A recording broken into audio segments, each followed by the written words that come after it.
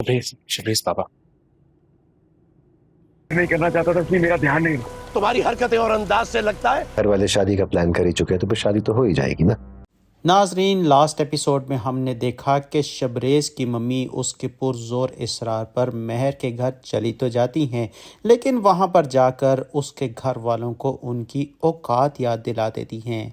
और अब शबरेज़ अपनी मम्मी को बार बार कॉल करता है लेकिन वो कॉल नहीं उठाती। फिर वो अपने पापा से कहता है कि हमने शाम को इकट्ठे जाना था, वो मुझे छोड़कर क्यों चली गई हैं।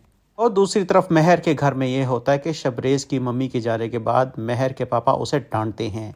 वो महर से पूछते हैं कि जब तुमने फहद के रिश्ते के लिए हाँ कर दी थी तो फिर इन्हें घर में बुलाकर हमें जलील क्यों करवाया।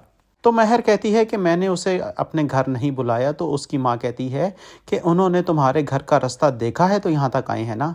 महर सबको अपनी बात का यकीन दिलाती रहती है लेकिन कोई भी उसकी बात का यकीन ही नहीं करता।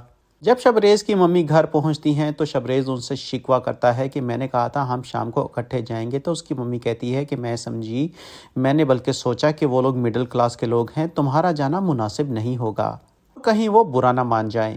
फिर वो शबरेज़ को बताती हैं कि मैं तुम्हारे कहने पर चली तो गई थी लेकिन उनके घर वालों ने मुझे जलील किया और उन्होंने कहा कि हम महर की शादी कहीं और तय कर चुके हैं।